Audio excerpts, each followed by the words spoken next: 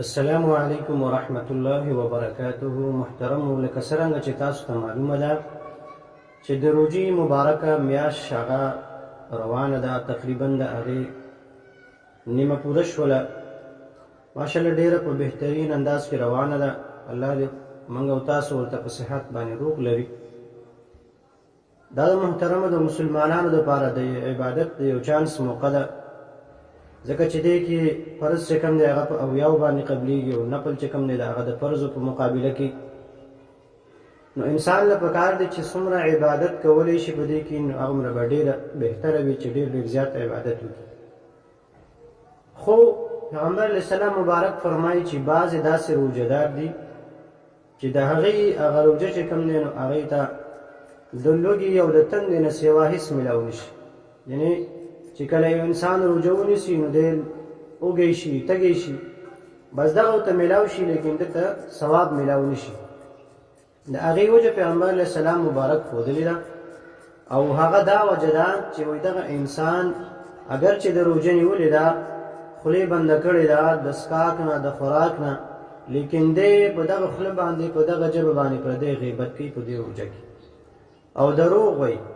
نو چې کوم یو انسان په روژه کې د پردی غیبت کوي او دروغ وایي، دا ګناهونه خو کبیره ګناهونه دي، هسې هم چې کوم دی دې ویل ګناه ده.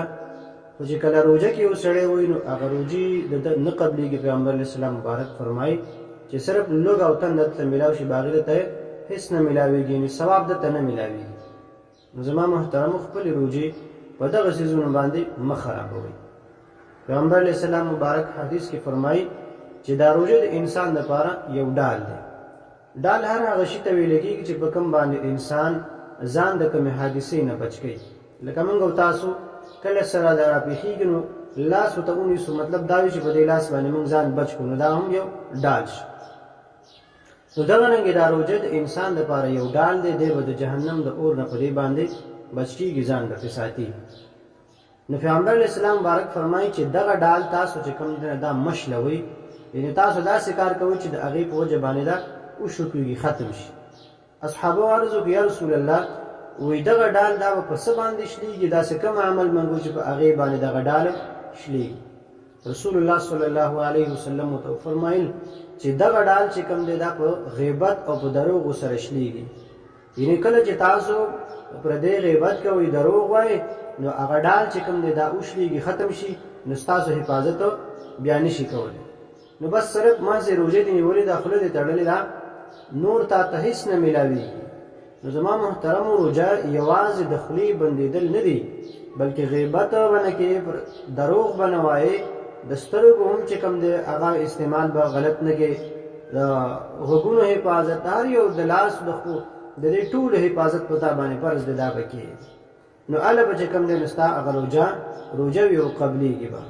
که نه ته صرف خوله وتړې، مطلب جومات ته نه ځې، مونځ هم نه کوې بیا، یا چې کوم دی نو مطلب مالایغني چې کوم هغه کارونه چې هغه د انسان سره مناسب نه وي، فضولیات وي، هغه وي، هغې پسې ځې.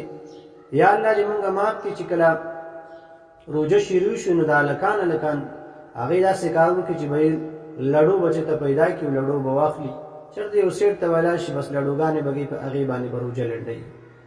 نو په دغه څیزونو باندې چې کوم باندې تاسو دغه باندې روژه لنډوئ یا نور په فضولیاتو سره، نو د هغې نه ښه خبره دا ده چې چېرته جومات ته لاړ شي، یو سپاره نیم تلاوت وکړي، د الله ذکر اذکار کړي، هغه ټیم پاس کړي، تېر شي، نو هله به هغه روژه ستاسو قبلېږي. او که نه چېرې تاسو داسې نه کوئ، په دغه فضولیاتو، غیبت، چغلي، دروغ، په دې څیزونو کې تاسو وخت خپل تېروئ، نو دغه روژه به ستاسو نه قبلېږي. نو هسې هغه خواري چې کوم دی نو ستاسو به وکړئ، لیکن تاسو ته به هېڅ میلاو نه شي. الله دې موږ تاسو له په دې باندې د عمل کولو توفیق راکړي. السلام علیکم.